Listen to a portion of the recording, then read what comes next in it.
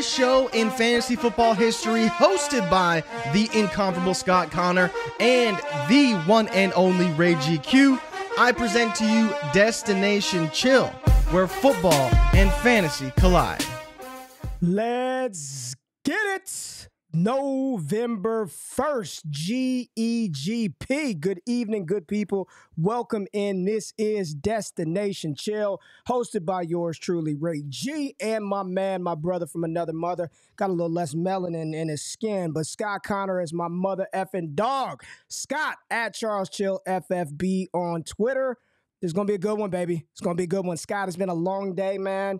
You and I, we talk normally a lot every single day. We've barely spoken today. We barely spoke, and I've been on the go. I'm hungry. It's cold as shit outside. But you know what? We're here talking Dynasty 2024 class, how it intertwines with a wild 2023 season. And it seems like people are here and they are excited. So once I see that, all the tiredness, all the hunger, it goes out of the building for a little bit because I'm just so pumped to do this show with the people who tap in every single Wednesday. And then you, my friend, just getting a chance to chop it up with you every single week. I enjoy this, man. I enjoy this. So hopefully y'all are tapped in, locked in. I need y'all participating in the comments, hollering at us. Share this on Twitter. Tell your friends to come in, gain some of this knowledge. Let's get better at Dynasty. Scott, how you doing tonight, baby? I'm good. I'm excited to talk some 24 class. And it just so anytime Halloween gets here and passes, and I look on the calendar and it's November. When I think of November, I start thinking Thanksgiving. I start thinking college football, conference title games, bowl games, which then leads into draft season, prospect season. So we're not going to probably go through every single player because it's still too early to say for sure what that's going to look like. But the whole point, if anyone saw the thumbnail, was the 24 class and just kind of where that puzzle piece is going to fit with what we're trying to navigate right now in Dynasty. So I'm excited to chop it up. I think it's a needed show, and it's one that I even texted you we can revisit in a couple months and go, damn, Ray, you really said that, and now it's January and we're saying something totally different because there's still a half a season to go. There's still a whole veteran landscape of players that, could or could not fade away, given where you're at. But yeah, I'm excited to chop it up on this topic. This should be a fun one, and it's early enough that we can speculate, but it's close enough where we have to start talking about it. Well, Scott, real quick before we get into it, we're waiting a couple of minutes for some more people to get in the building. We're at that point in the Dynasty season, Scott, where literally like your team, you know if you're a contender or you're not. You know if you're out of it. You know if you're in it. So for those people who are out of it, Scott, and they're trying to figure out how to get better for next year, roster reviews, quick pitch for roster reviews. Scott, what are you and Shane doing with these? Where can people find you guys at and get those rosters reviewed? Yeah, so you see on the screen, roster reviews, email Dynasty Trades in 5, roster review at dynastytradesin5.com, and then you can check it out on the website. Basically, a roster review, you submit your team, you fill out a pretty comprehensive form, and you get feedback on what to do with your team. There's different options. People have tuned into Trades in 5. You've seen Shane and I do the roster reviews. You get some form or fashion of that, but you also can get a private session with us where we sit down for an hour, go through your team. We have a lot of the tools now that we can go through and use and actually highlight like how we would assess your team. But more importantly, you get an hour of our time to do it. I mean, you and I, we get a lot of questions, and a lot of times we can't spend that. We can give you a minute, right, in the Discord or, over a live stream or whatever. But this is a true, like, dedicated, this is what we would do with your team. And people always leave those with, damn, that humbling, but also like sometimes I wouldn't have looked at it that way because it's not my team, bro. Like as much as I want to say, hey, go win, not every team that people come to us with are teams where it's like go win. If anything, it's the other way. It's seeing another set of eyes to help you read the room and really point you in the right direction. So that's what you get. Check it out. Go back, scan that code, or email inquire, and you'll get the options sent to you there. There it is. And that's one of the things that we really were focused on when we partnered together, Dynasty Trades in 5, Destination Devy, making that be a focal point of what we do. We talk so much about construction. We talk so much about Devies and rookies. We've got a bunch of new tools. We talk in war. We talk this. We talk Trinity. But ultimately, you got to have your damn roster in shape to use those things to compete. So make sure you check that out. But Scott, we got people in the building now. Make sure y'all hit that thumbs up button. Like, subscribe, content. 2024 class. Scott, you said you had a little something for me before we got into it, so I'll let you take the stage and pop off with what you wanted to say before we got going. Yeah, so we're going to start a new segment, and tonight I'm going to kick it off with, before we get into the topic of the evening, which we do want everybody in the chat to engage, ask questions. Ray's going to be running the board where if there's anything interesting that we think we can turn into a talking point, he'll throw it up there with comments and whatnot. Super chats are welcome, so if you want to throw those in there, you will get to those before the end of the stream. But hey man, it's going to be super chat this shit. Y'all super chat Trades in 5 all day, man. Send them super chats in. Let's go, man. We need that $11. Let's go, baby. Yes, sir. Yes, sir. So anyone's heard the segment of the Would You Rather? And this is going to be a kind of a spin-off of that. And the only thing I can think of, maybe we'll reform this if it become a little bit of a cooler name, but it's going to be Would You Ever from a Dynasty perspective. And it's just going to be, Ray, would you ever? And when I speak of would you, this is going to be the masses. Okay. So anybody out there, some people may say yes, some people may say no, but in Dynasty, would you ever X the phrase? And that's going to lead into a question and a topic that we can hit on just for 5-10 minutes before we get into the 2024 class. So I'll start. I thought of probably 5 or 6 of them, but I don't want to ask all of them in one show. So this one, pertinent for this week, I think very polarizing. At the same time, with where the QB landscape is, if we said points per game, right now, QB1 on the season, I know it's a small sample size, by over 7 points per game, Ray. Will Levis is QB1 in Dynasty for the season in points per game. Now, it's one game. There's probably regression, but it was such a good game that if he just has a couple average games, all of a sudden we start looking up and going, damn, through 4 or 5 games, he's still in the top 5, given what he's capable of. Ray, would you ever pay a random, and we'll make it 2024 because that's the topic, a random 2024 first-round pick for Will Levis? Would you pay that, or would anybody pay that? So floor is yours. What do you think? You talked me through it a little bit before we started, but I want to hear it. Yeah.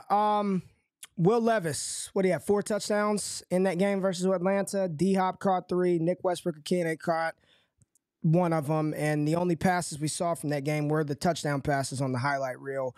Would somebody ever pay a 24 first for him right now? Absolutely.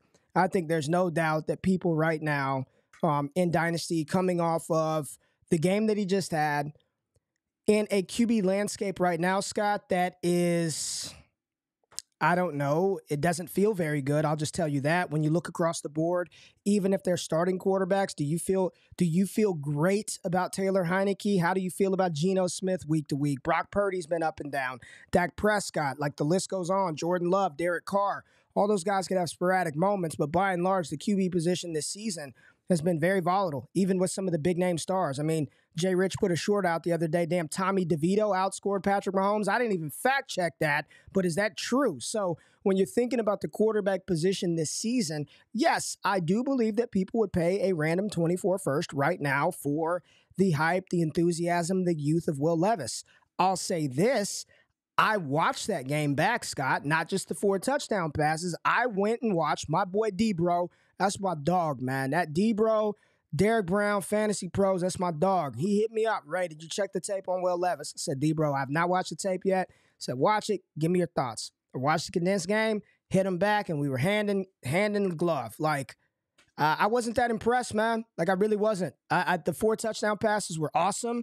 I think the arm talent is there, but I walked away thinking, like, okay, I would be more inclined to sell you my Will Levis for a 24 first than I would be to go buy him right now. If you're asking me personally, not what the masses would do, I would rather sell you my Will Levis for a 24 first than pay one to buy him right now after that one game. I got to see a little bit more, man. I walked away and I thought it was fine. Like, I'm not taking anything away from the throws that he made, the arm talent, the velocity, all of that's there. But that's the same shit we've been known about Will Levis since prior to his final season at Kentucky. So I wasn't shocked that he could make a throw across his body. Like, had you not watched any football from Kentucky? Like, he can throw anywhere with the best of them. I mean, Scott, you pay attention to Kentucky more than anybody that I know.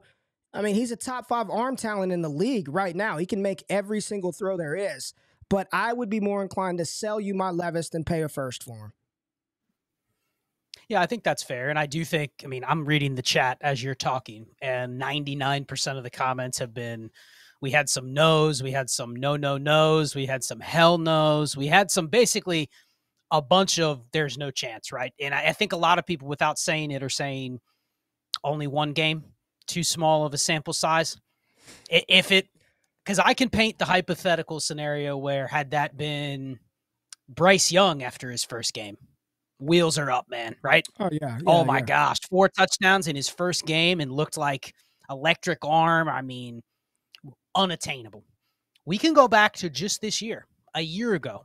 I'm looking at Keep Trade Cut right now, Ray. Okay. Another quarterback that nobody liked at all had really 3 good games from a fantasy perspective, but 2 really good games from a quote-unquote NFL perspective to start this season, and vaulted up, and I think maybe you even had been bought in a little bit, vaulted up inside the top 12 quarterbacks in Dynasty after 2 games, and now has started to fall back a little bit. Any idea who I'm talking about? You know, that name pops into your head? Jordan Love. Jordan Love. People were throwing around first plus for Jordan Love, and that's a guy that I don't think had any better pedigree than Will Levis, really. I mean, yeah, he was a little bit higher of a pick, like 6 picks higher, but waited 3 years. He wasn't a name people liked. Right.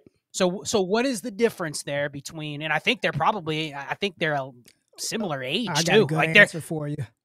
I got a good answer for you. Go ahead. Finish the setup, though. Is that an example of 2 players that I think probably have fairly similar outcomes, right?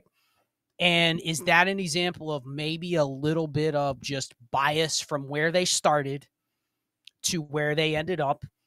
And do you think Jordan Love got the benefit of the doubt because he was a Packers QB and he followed the Packers situation where it was like, man, because all you heard was, man, the Packers might have hit on another QB, damn. And then now you look at it, and I mean, has Jordan Love been impressive the last 5 weeks?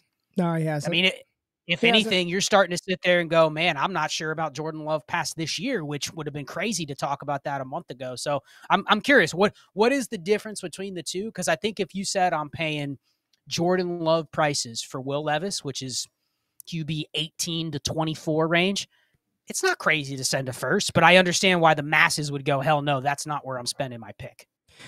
Yeah, it's too recent, man. It's Jordan Love sat for so long that even whatever stink was on him at the time that he got drafted kind of dissipated, man. Out of sight, out of mind. He sat on the bench for 3 years. People kind of forgot. Then we start to tell ourselves a story that he had to learn through osmosis, right? That sitting behind Aaron Rodgers, he had to have picked it up. Give Will Levis, if the same type of thing happened to Will Levis, I guarantee you 2.5 years from now, had he not really played much of anything, and when he came in, he made a couple of flash throws, people would be in on him. It's too recent, man. People did not like Will Levis coming out. Then he didn't get the draft capital. I think that's really what it is. It is bias. And my response and answer to your question about would I pay a 24 first for Will Levis had absolutely nothing to do with any bias or it's literally, I just want to see him do it again. If he showed some competency over the next couple of weeks, 3 weeks, something like that, it doesn't even have to be a full season, I'd feel more confidence on either side of the fence, whether that's buy or sell. But today it would be sell. 2 weeks from now, and it doesn't take me, listen, it ain't gonna take me 7-8 weeks to figure out if I want to invest in a player or not. Like I could, after a couple of weeks, you should know. About a month, you should know whether you're in or out on a player. It has nothing to do with my like or dislike. I liked Will Levis quite a bit coming out. I thought he had all the physical tools to be a successful NFL quarterback. I know a lot of the passing efficiency guys hated him. That's just one part of the equation, man. So I do believe that there is some room for growth for him, and he's going to get better, and there's going to be some moments where he can come out next week and stink it up. But I would just caution people not to swing the pendulum too far in either direction. Whether he comes out and flashes again, don't go too crazy, or if he stinks it up, like, don't forget that he did have a successful first outing. So just be patient with Will Levis. And again, you're asking me, I would be more inclined to sell you my Levis for first than pay. Yeah, the comp that I keep running through my mind, and I just looked up where he peaked at in keep trade cut, which, actually goes back 3.5 years. I didn't even realize it's gone back that far. But this guy peaked at QB 12 back in October of 2020. So think back 3 years from now, or 3 years ago, October of 2020, this QB peaked at QB 12. He was basically handed a starting job during his rookie year, and we got excited for him going into his second year, and he faded and fell back, and now he's a current backup in the NFL. Any clue who I'm thinking of here? Any name pop in mind? And I think actually the physical comp probably is very comparable to Will Levis, and they got drafted in a very similar range. This guy was drafted a little bit after where Levis was, but I think it's an apt comparison.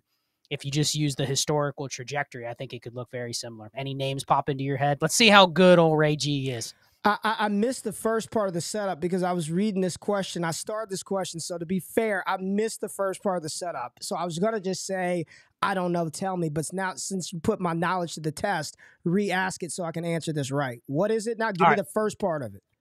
I'm going to ask it, and we'll see if anybody in the chat can get it because I have not seen the name in there. But this is a former second-round pick that started at the end of his rookie year and went into his sophomore year as the starter. He peaked at QB 20 back in October of 2020 and has since kind of fizzled out, changed teams, and is now a current backup.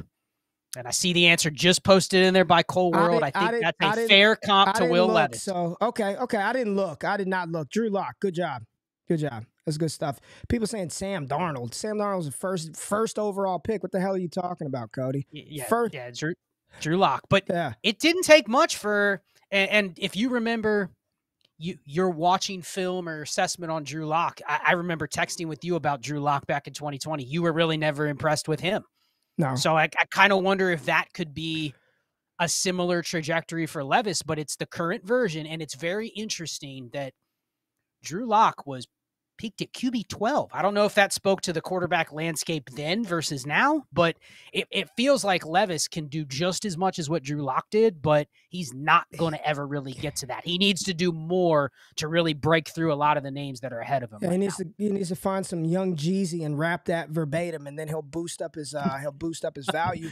Real quick though, don't forget that definitely helped boost his stock. But let me touch on this quick, and then let's get into 24. So Colin says price goes up if he does it again. Here's why I don't care about that. Price in Dynasty right now, it goes up and down weekly. Like, I don't care about that. Yep, if he does it again, it'll skyrocket up, and you know what happens? If he plays 2 bad quarters, it'll plummet right back down. So, to me, the market and price and the fluctuation in prices in Dynasty right now, irrelevant. Like, I don't even care. The one thing that I can guarantee everybody watching the stream or listening back on it, there will be moments in time where you can buy or sell any damn player in Dynasty that you want. Every last one of them. Jalen Hurts, Patrick Mahomes, Justin Jefferson, Jamar Chase, Joe Burrow, A.J. Brown, you name it. There will be moments where you can buy those guys at an obtainable price. Like, I don't care if it goes up next week. Will Levis goes out there, literally throws 2 interceptions. His stock goes right back down to the floor. Look at what's happening with Brock Purdy right now after 3 games. So I don't really... If he does it again, good for it. Even better. I'll just stay away even further. Like, it just makes me not want to buy even more. But let's get into the 24 conversation, Scott. Let's get in here and talk 2024. Well, where are we taking this conversation? Because it's not going to be a show where we just, who are the top 5 running backs? Who are the top quarterbacks? Who are the top receivers? Y'all know that ain't what we finna do. Y'all know Scott doesn't give a damn about player names in the first place. Outside of certain names, we approach this game very player name agnostic. Like, I'm following a process. I'm trusting things. The names mean something as far as the market, but sure, I'll have preferences of the top couple of guys and some shots. But overall, I'm looking at the strength of the class. But where do you want to take this 24 puzzle piece conversation in relation to 2023? All right, so let's knock out the ugly part first, because we had a brief conversation this morning about running backs in voice chat. So let's just start there. Let's talk about the running back class, which if you just search 2024 running back class, you're going to get 90%. Not sure. Don't know who the RB1 is. Not a good class, et cetera, et cetera. And I think you probably agree with that. I'll let you speak for yourself when you get the answer, but I think you probably agree that it's a underwhelming running back class, to say the least. But I think the more important thing, and the reason why we had the graphic up that we did, is how does next year's running back class, that section of what we're going to consider to be the class where we equate those to rookie picks, how does that fit into the running back landscape? Which our conversation, for those that weren't in it this morning, was, damn, do we really care about any running back value aside from Gibbs, Bijan, Breece Hall? Let's just use those three names. Everybody else, the consensus was basically, what can you do for me right now? And if you can't do anything for me right now, I'll just reassess next year. And that includes some of the guys that are free agents, Pollard, Josh Jacobs, a lot of those names. Where are they going to disappear off the NFL landscape? No. But it's certainly, if they're not helping me right now, really what value do you assign to them, knowing there's such a good free agent class next year? There's going to be a lot of moving parts. And then you add in a rookie class where I don't expect many, if any, rookies to be in the conversation with a lot of those free agent roundtable guys that we've seen in here already. So how do you look at this class that's underwhelming? This is not a Gibbs, Bijan, A-Chain class coming in. And I know that's hindsight to say A-Chain, but you get the point. Like, I don't see any of these rookie running backs just jumping right into the top 5, top 10. So how do you kind of perceive the class, given the market at running back already is like, dude, if you can't help me in the next year, I really don't even want to bother having running backs on my roster. So how do you see those fit together? Yeah, I think the running back class, I'll say this. While I do not believe that there are any running backs in this class of the caliber of Jahmyr Gibbs or Bijan Robinson, and by that has nothing to do with I guess it does, but capital. Yes, like there's capital's not happening, right? Not a first round running back, if you had to guess. Not a chance. I would put a substantial amount of money that we will not see a first round running back, and I'm struggling to think if we'll even see one go top 50 right now. I believe that this class is filled with complementary players, and I want to caution people on completely dismissing the class, because we're in a league now where, think about the conversation around Bijan Robinson going into last week. Is Bijan a bust? Why isn't he getting the ball? He's nowhere close to RB1, only if he scored this many touchdowns. Like, people were already starting to get skittish on Bijan Robinson. But you look at the situations that are happening with running backs around the league, Scott, and if people cannot wrap their heads around the fact that the league it's turning into a committee. That's just what it is. You can call it a committee, you can call it 1A, 1B, but teams are deploying multiple running backs across the landscape, everywhere. Outside of a couple of teams and a handful of players, multiple running backs will be used, and we have to just, as much as we enjoy what's happening with Jahmyr Gibbs right now, you know what happens when Monty comes back? He's going to get the ball, and probably get the ball a lot. That doesn't mean Jahmyr Gibbs is going to go to dust, but teams are deploying multiple weapons. So while there is no Jahmyr Gibbs, Bijan Robinson in this class, and I can say that with 1,000% confidence, there are none of those guys in this class, I do think there are going to be quite a few players that step into situations where they're the RB2, and they are much better options than what we were trying to peg Chase Brown and Evan Hull and all these other guys, Roshan Johnson, into these RB2 roles. There will be a lot of nice complementary players that you can get in the second or third round of rookie drafts, but I do not believe today we will see a running back. As we sit today right now, hard-pressed for me to believe that we're taking one inside the top 6, 7 in rookie drafts. Hell, maybe I'm trying to be conservative here. I really want to say even in the first round. It's hard for me to see that with what else is in this class. I think it's fair to look at this year's second tier of running backs, which started with A-Chain, Charbonnet, Kendre Miller, Tank Bigsby, Roshan Johnson. A lot of those guys went between pick 50 and pick 125 in the NFL draft. And I think we looked at all of those guys as they're very situation dependent. And let's be honest, the ones that have produced or the ones that have gotten opportunity, a lot of that can just be luck, right? Sometimes you land in a spot where the team already has two guys like Kendre Miller.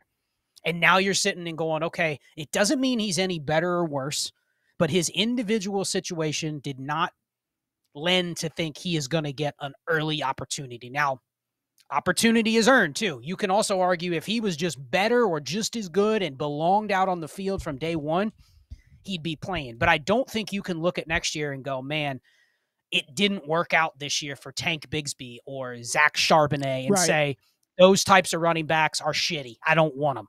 I just think you have to slot them into the right expectation bucket, but there's still going to be a spot, especially if you're going to roster construct with any running back on a 53. And I'll tell you what, it was easy to do it this year. Wait till next year when everybody in your league is doing it. And you have all these good running backs. We talked about it earlier. Jacobs, Pollard, Henry, Barkley, all these guys hitting free agency. Eckler, DeAndre Swift. All these guys hitting the reset button. And here's the thing. How many of those guys go into a committee? How many of those guys go in a spot where you go, damn, DeAndre Swift and this guy are in the same backfield? Like, it's anything is possible.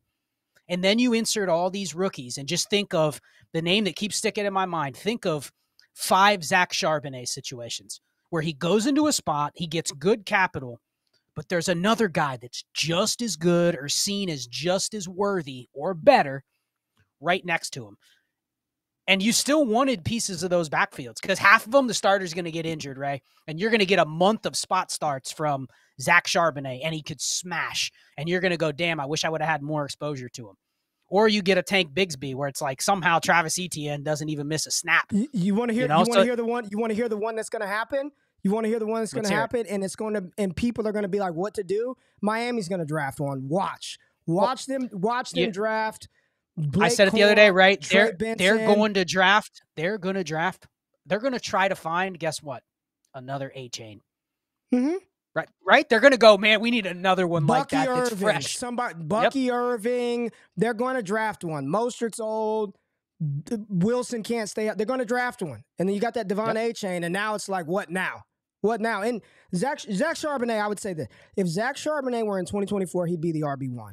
I think it would be, as a senior, whatever you want to call it, he would be the RB1 in the class, and I don't think it would be particularly close. And he is pretty good. I think if Charbonnet were able to get the work that Kenneth Walker is getting, he'd be just as effective. But Kenneth Walker's good. He's good too. So now you just got two good running backs in the backfield together. And the thing that we have to come to terms with in fantasy football is, while that's not ideal for us to have two running backs in the same situation, it's like perfect for an NFL team. It's perfect. Scott, I coach my son's baseball team. I'm friends. My brother-in-law is coaching his son's football team. And we sit there, and I asked him the other day, he's like, man, I got like 3 running backs I can play. Like, this is awesome. I can roll out 3 guys. You don't think NFL teams are thinking, man, we got 2 dope running backs that we can deploy week in and week out. And as much as we don't like Arthur Smith, he's probably thinking Algier serves a role. He doesn't give a shit about the EPA or fantasy points. He's like, look, this guy could slam it up the gut, catch a couple of passes, take some pressure off of our young running back. Like, they're going to continue to do this. I don't know why people have not come to terms with the fact that this is how it's happening. This is the way of the NFL. It's happening in college football right now. These players aren't even built the same way to handle that type. They're not built to handle the work. They're not doing it anymore. They're not doing it in high school. They're not having to do it in college. And what makes you think that they're going to come into the NFL and week in and week out, you're going to be able to load them up with 25-plus attempts? You know who I did see do it in college? I saw Frank Gore. I watched him do it at Miami. I watched Derrick Henry get 30 carries in the Iron Bowl and turn around the very next week in the damn SEC title game and get loaded up with another 39 rush attempts. I've seen those kind of guys do it. These cats now, they're coming into the league, career high 21 touches in a game. 17 touches in a game, never eclipsed 30 touches and opportunities in any collegiate game. They're not built that way. Yes, Jahmyr Gibbs had a big monster performance and a big workload. He's 190-something pounds. Do that too many times and watch what will happen. You just can't do that at that position in the NFL. And don't take my word for it. Austin Eckler talks about it all the time on his podcast with Matt Harmon, how much better he feels when there is a competent number 2 there to take. Like, they want this. Josh Jacobs, I don't want the ball 350 times. They want to get paid, y'all.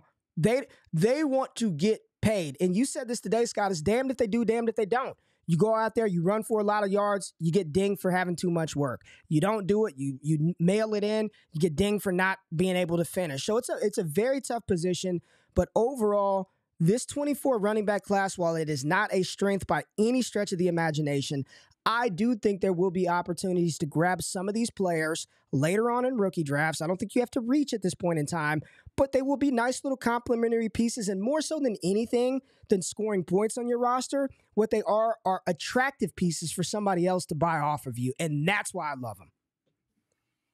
Yeah, and I think, like I said earlier, you still have guys like Henry, Jacobs, Barkley, Pollard, Austin Eckler, DeAndre Swift. All those guys are free agents, and that doesn't even include players that could be cut early, players that could be moved. So not only do we have this weird conundrum where there's a ton of running backs that are going to be coming in with fresh legs, ready to go into committees, but you have the landscape as it holds right now. We didn't have that this year. You still were able to sit there and look at a lot of these veterans and say, okay, I got one more year to ride it out with Derrick Henry. I got one more year to see what Tony Pollard can do or Austin Eckler can do. All of a sudden, those guys hit the market, and then you're bringing in a bunch of guys like Zach Charbonnet, or this year's version of Zach Charbonnet. So I think it's going to be just very critical, and we're not talking specifically the players, but from a value perspective, is it fair to say that you should kind of go into next year with a conservative approach, but also a approach of almost, I'm going to look at it. Here's what I'm going to do, right? I'm going to look at next year very open-minded at the running back position. I know there's going to be some spots where I need to take a swing, but I'm also kind of going into next year. Like, if I have a team that really doesn't have any stability at running back, I don't care. I feel like I'm going to have opportunity to build a running back room from March to August, and I'm just going to have to pick my spots. I'm going to have to buy this veteran in a certain spot. That's the veteran I'm going to double down on his new landing spot. I'm going to have to take a shot in the second round on a couple guys. But really, I'm looking at something in the first round or higher. Like, that almost really never comes on my radar from a running back perspective. And I think that's a dose of reality that a lot of people aren't ready for. So, I mean, do you get that same feeling that if you're going into the offseason, like, there's just not a lot of first-round running back assets, either free agents or even guys you would draft? Is that fair? And you're talking about first round of a dynasty startup, right? First round of a dynasty startup? No. Oh, okay. For a first round rookie pick that I would consider trading for a Tony Pollard or DeAndre Swift, or drafting an RB that goes in the second or third round. It kind of feels like if I have first round capital, I don't even need to really spend it on running backs, just because I think there's going to be such a jumbled mess of running backs that I think I can build a competitive running back room without spending that capital. What do you think? Here's where I'm going to caution people very much so with what you're just saying right now. And this is great, because what we're accustomed to doing, right? What we're accustomed to doing is drafting these running backs in the first round of rookie drafts, knowing that we got to have them, right? And everybody's already kind of talking about this 24 class. Not very good. We're running back averse. But what you also shouldn't do simultaneously is just draft that doesn't mean every receiver is all world here, okay? Like, let's be very, very clear about this. Like, when we're looking at this class as a whole, absent the quarterbacks, if you told me right now, Scott, if you're like, Ray, how many skill position players are you confident, without a shadow of a doubt, that you think are not only going to be able to produce, but hold market value in the dynasty community? How many skill position players in general from 2024 are there? Not my hope, not me thinking that if this happens and depending on where Xavier Worthy lands, or like, how many of those guys I actually am just rock solid confident with? And it ain't that many. And I think that's the bigger takeaway, that just because there's not a ton of running backs that should be at least right now, projected to go in the first round, that doesn't mean all 12 of those picks at the back half are just rock solid, locked and loaded studs. Like, I do believe, and I said it last year, to me, the cutoff point was like the 108, 109, 110. After that, I would trade every pick I had. I did not care. Give me the Alvin. And I was on with Josh Norris. I'm not just saying this shit to say it. I'm like, give me Alvin Kamara over all those guys. Oh, Ray, he's 28. You don't want Chase Brown. You don't want Taj. Give me Alvin Kamara. Give me Joe Mixon. You can have it. You can have the 112. Give me Alvin Kamara. You can have Quentin Johnston. You can have Kendre Miller. Give me Alvin Kamara. It doesn't mean that all the wide receivers are tight ends, because somebody's got to get picked at the 110, 111, 112. So just be mindful that, and you talk about this a lot, that War kind of has told us that after like 106, like those picks just kind of really are not impactful. That doesn't mean you can't find a Devon A-Chain or a player later on, but just historically, the drop-off of fantasy producing talent after that first half of the first round, it significantly tails off. So I think we just need to be mindful going into it that it doesn't mean that wide receiver 6 is a rock-solid stud either. Well, and as we transition into wide receiver, I think that's the perfect point, because I'm looking right now, believe it or not, follow whatever you want to follow, but Mock Draft Database has 6 receivers, Ray, going in the top 23 picks. Everyone knows the name. You got Marv, you got Neighbors, you got Igbuka that people still mock in the top 15 of every single mock. Keon Coleman in the top 15, and then you got Roma Dunze and Xavier Worthy both going in the mid-first. Now, I'll just say this.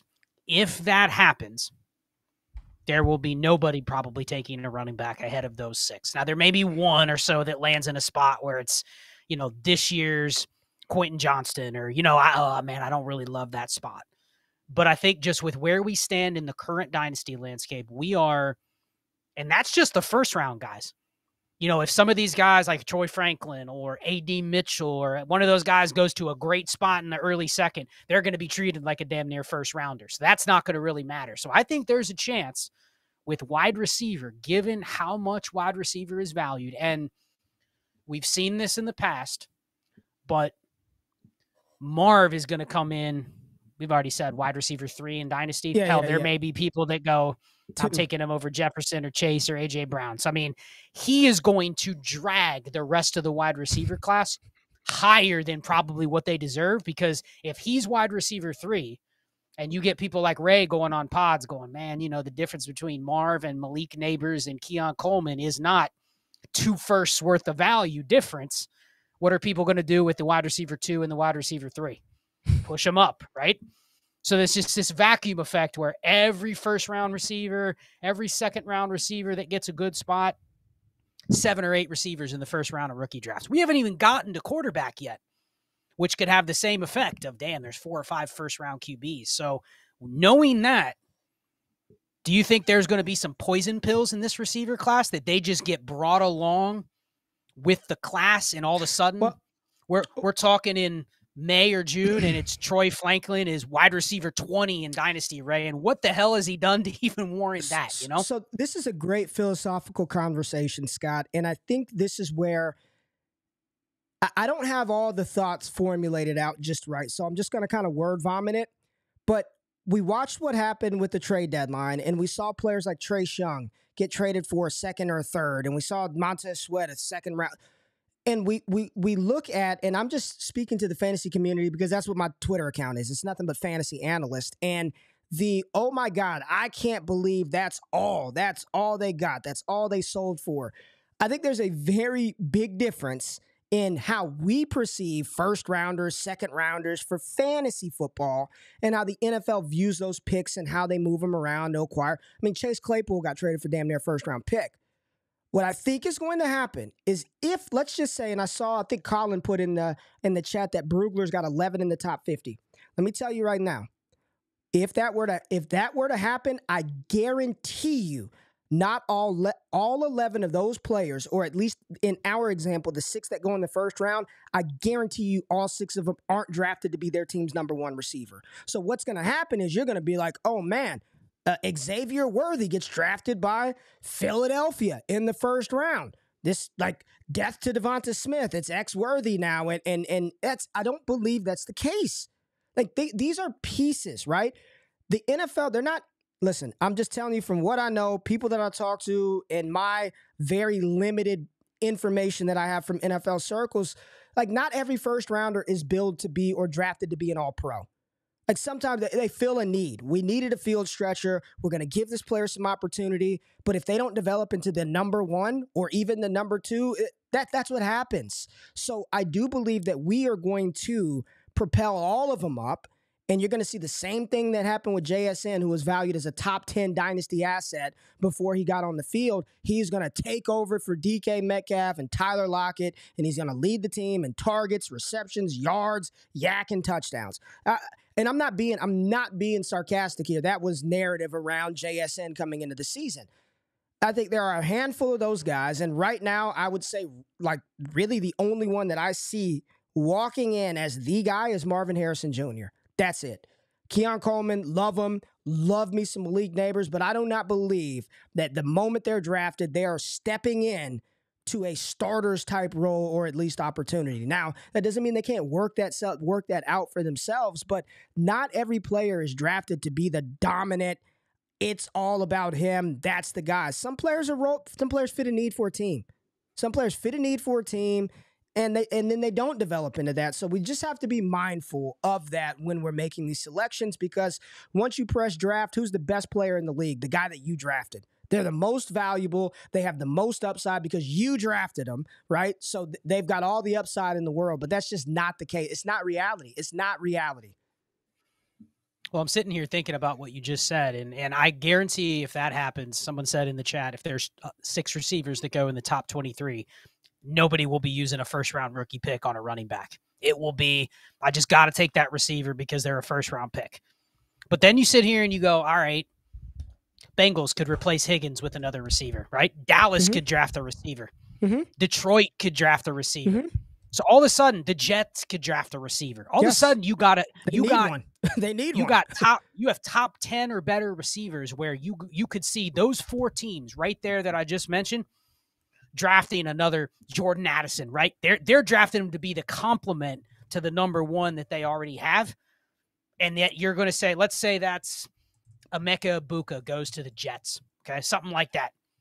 Right there, you're having to make a decision, Ray. Do you want to rank him as your wide receiver 18 in Dynasty right off the rip because his draft capital says, damn, he's a first-round pick, and that's just where he's going to slot in? Because you're going to get to a point in the wide receiver landscape where you start going through DK Metcalf, Brandon Ayuk, DJ Moore. People are going to put the rookie over those guys, because it's just they're the new toy. They're who everybody wants to have because they're the exciting new rookie coming in. And we did that a little bit this year, and it was hit or miss. But we always push these guys up to a point where it's like, damn, if he's already a top 20 receiver off the board in startups, you better be right. And you also know what happens when they start their career like a JSN or a Quentin Johnston. Like, we don't have time in the dynasty space right now for 8 weeks of they're not startable. At that point, you've already heard the JSN reroll theory on JSN, right? Man, if I can reroll JSN for Keon Coleman, I would do it. It's like, are you just rerolling into potentially the same exact thing next year, right? Yeah. So I think we're and every team, Scott, I'm looking at the top 18. Every last team projected to draft inside the top 18. They all could use all of them could draft a receiver. Every last one of them. And I don't care that the Saints have Chris Olave. You don't think they want another receiver? I don't care that the Indianapolis Colts have Michael Pittman and Josh Downs. You don't think they want to add another receiver to that room? I'm not saying in the first round or 7th overall, but it's a deep class. You don't think that Troy Franklin would make sense for Anthony Richardson and A.D. Mitchell, a Leggett from South Carolina, Xavier Leggett? Like, there are a plethora of these guys that are going to be drafted by teams that already have a number 1 receiver. So this is why there's a cutoff point for me in every rookie draft. It doesn't mean I don't want to have exposure to multiple players, but I'm very realistic about what I'm buying and the potential outcomes of these rookies. All that pie in the sky hope shit for me is kind of out the window, man. I'm paying attention to what the teams are telling us through their moves in free agency, offensive philosophy and scheme. The hopium has gotten a lot of people in some real bad spots right now in Dynasty. Well, and as we wrap up receivers, so if we assume that there's going to be, and I think the hype for this receiver class is only going to continue to grow, right? Yeah. I mean, it's a good class. It's good. Between Coleman, Harrison, and Neighbors, you have three guys that are just absolutely smashing this year, and they're going to have everything you're going to want, along with the hype of being top 20 or better picks. So it's like that's not going to change. And then you're going to have some of the back end receivers that slide in that are still getting first round buzz. So this is only going to continue. What are we going to see come March, Ray? Come April, especially when these rookies jump in? You know who's going to fall by default 2 rounds? You know who's going to fall? Stephon Diggs, man. He's just not as good anymore. Oh, yeah. He's going to fall a little bit. 29-year-old Stephon Diggs. Yeah. This is a year that he falls off the cliff. And then by the time we get to week 6 next year and he's 23 points per game, you're going, damn, I wish I would have traded that pick that I selected, Rome Odunze, who's buried on the Jets. And I would have taken that year or 2 of production with Stephon Diggs. And I think that's just going to continue.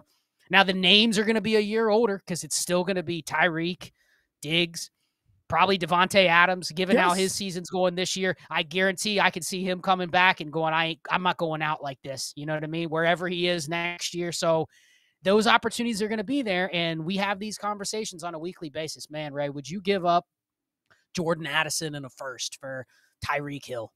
And people are going, yeah, you know what, man, I think I might be able to win the title if I make that deal. And in 6 months, we're going to be going, damn, Tyreek or Keon Coleman. And it's going to be a debate. People will be going, give me that 105.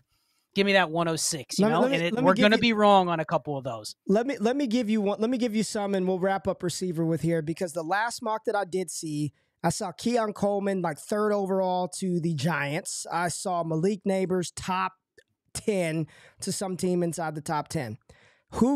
How is the dynasty community? Let's just say Marv goes top 5, Coleman and Neighbors go top 15, and then we've got 3 other receivers that go top 20. I'm just going to say some names and tell me how the community think about how their season has been. Think about the sentiment around these players right now, currently, and how people are going to react to these players going into next season. With those rookies that just came in, Devontae Smith. What's going to happen? With the way he's trending right now, he'll be behind all 4 of those guys. Easy. Okay, let's go. Chris Olave. If he continues how it's been this year, if it's just top 24 and it's not top 12, people will push him down. Guaranteed. Okay, all right. We already kind of mentioned. I agree with you wholeheartedly. Stephon Diggs, Devontae Adams, Cooper Kupp. You already see it right now. Like it. Look how quick he comes back, and it's let's ride Cooper Kupp. In 2 weeks, he's cooked. Cooper Kupp is cooked. I don't know. How's the community going to feel about 30-year-old Cooper Kupp next season?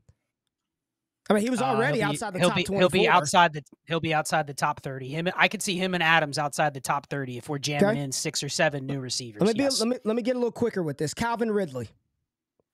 Oh, he's already fallen down the ranks. Outside the top damn 40. Michael Pittman. Not exciting. Fall. Again, and these are good players that are producing for us right now. I'm going to just rapid fire some. Christian Kirk, Jerry Jeudy, Christian Watson, DJ Moore, Amari Cooper, Hollywood Brown, Drake London, DK Metcalf. How's the community going to feel about those guys if we get 6 of these young, nice-looking studs inside the first round? Just how's the community going to feel about those names? Just going to push them down. You can take about the top 10 receivers and keep them where they are, and then everybody else you just push down like a tier or 2. Like, largely, that's what's going to happen. And there's some inefficiency in there. I think that's the whole point of this conversation. All right, who else we got? What else you want to talk about? Well, we got to wrap it up with QBs. I mean, we got 10 minutes. Thoughts on the QB class, given that, and I'll give Chase and Cody credit. They did a podcast this summer, and we've talked about this a lot. We talked about it last week with the quarterback dead zone, right? There's a lot of QB options that if you just want somebody to get you by for a short period of time, they almost have a value that's greater to the team that has them. Okay. Now you're going to insert, and you said it, other than probably Caleb Williams, Ray, you probably enter, maybe Drake May's a wild card. We don't know where exactly he's going to slot in, but you probably enter 2 or 3 more QBs into that very scary range of you're going to have to pay QB 12 prices in Dynasty for that first round JJ McCarthy. Mm-hmm. Are you really adding to your Dak Prescott to go get JJ McCarthy like that? But that's going to be the market price. If he goes in the top 10, top 15, we don't even know who the QB3 is going to be. But let's assume there's 2 of them that go inside the top 20 besides Caleb and Drake. Those 2 are going to slot ahead of the majority of that QB dead zone. And you better be right when you're picking that guy in the second round of a startup, or you're trading the first plus to get him, when there's clear quarterback, quote unquote, like innings eaters behind him that are just going to fall because it's Dak. He's not exciting anymore. Watson, he's not exciting anymore. Yeah, those guys are boring. So give me Quinn Ewers, give me JJ McCarthy. Yep. And those are not great bets. Those could be the next Zach Wilson or Sam Darnold or Baker Mayfield. And it's like, man, we know there's probably a good chance that those guys are in that range. So I do think we're starving for more young QBs, which is going to push them up into that dangerous range where they're very expensive, especially if it is a guy that people like going in. So I don't even know who that could be. If it's Bo Nix or Jaden Daniels, I can see people treating those guys like Will Levis. Don't really like them. But if it's a young early declare like a JJ or a Quinn Ewers, I could see the hype getting to a point where they're just overpriced from the beginning. And until they're bad, they're really never a guy that I want to buy at the cost that they're going to be going for right off the rip. Yeah, and that's the thing, man. These quarterbacks are dope. Like, I think we're going to get some very good quarterbacks. May, McCarthy, Williams. Those are the big 3. Those are the 3 that I'm confident in right now. I'm not confident in Quinn, Scott. I'm hearing that he may not even declare, right? I don't think Shedeur is going to declare. I'm not confident in Quinn Ewers even declaring.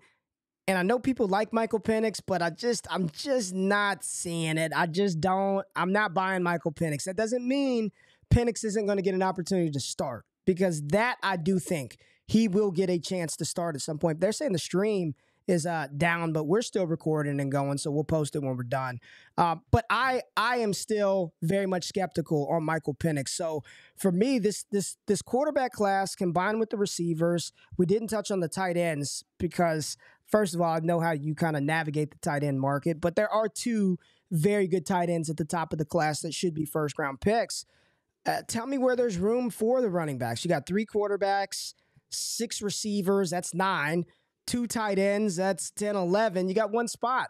And if a Troy Franklin gets drafted in the top of the second, if A.D. Mitchell goes back of the, Kansas City trades up and they take A.D. Mitchell as the 7th receiver in the first round of the first, he's going to be propelled up. So it makes it, I'm excited about this class because I think more so than ever, and I haven't even told you this, Scott, but the reason why I'm so bullish on this class is it's going to put a lot of people's process to the test because it's going to look very different than what we're accustomed to with having the stud running backs, having these locked and loaded, we know how many quarterbacks. It's going to be a very different process in general.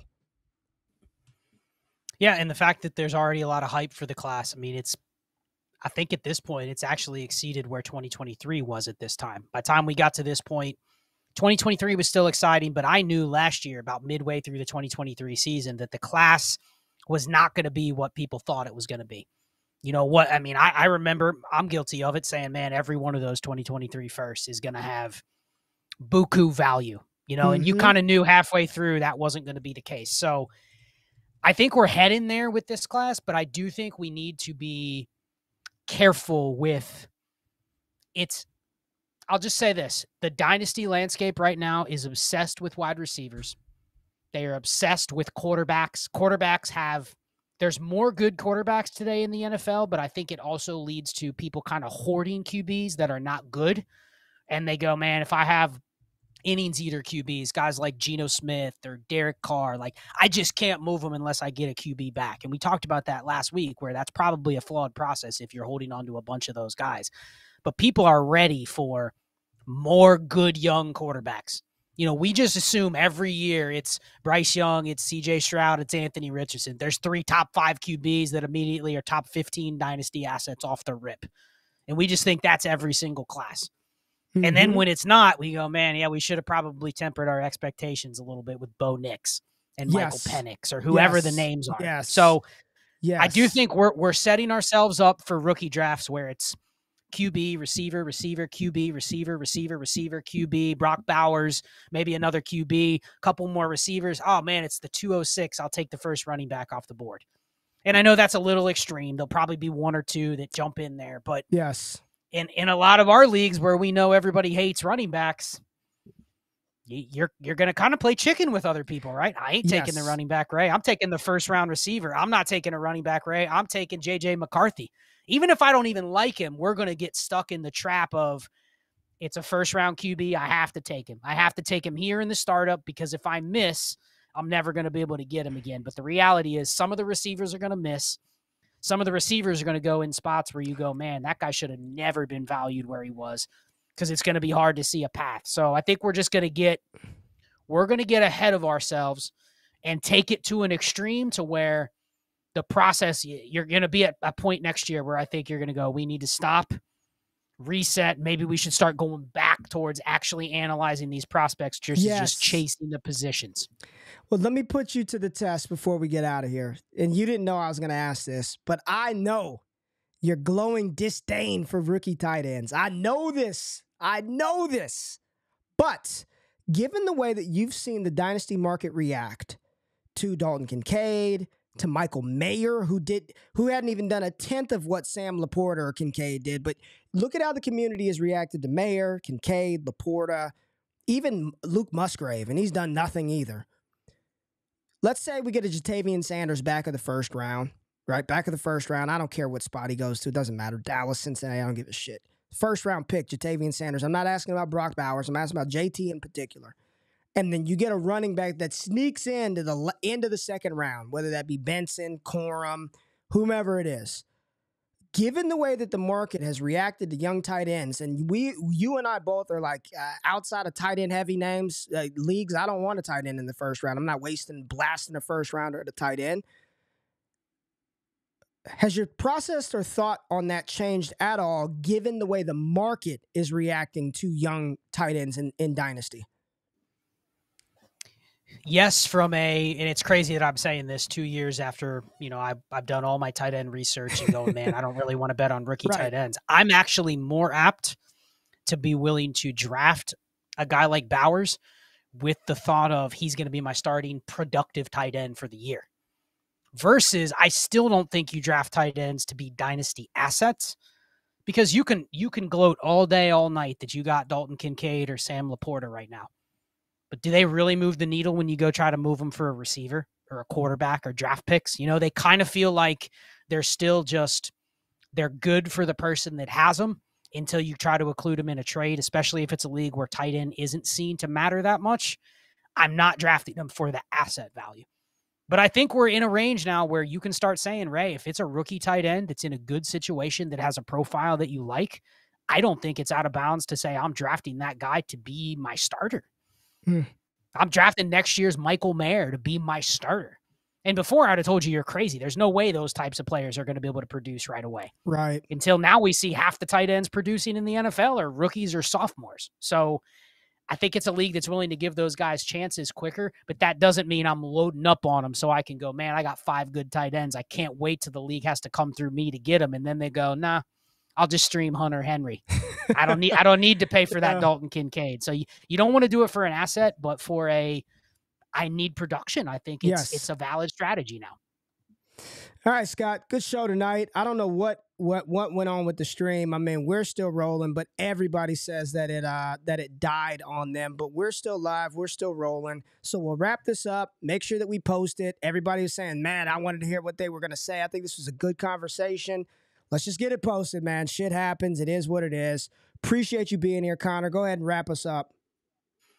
Yeah, we'll get this posted podcast too. It'll jump out on the wake up feed, so people can listen to the last 15 minutes if they didn't get to see it live.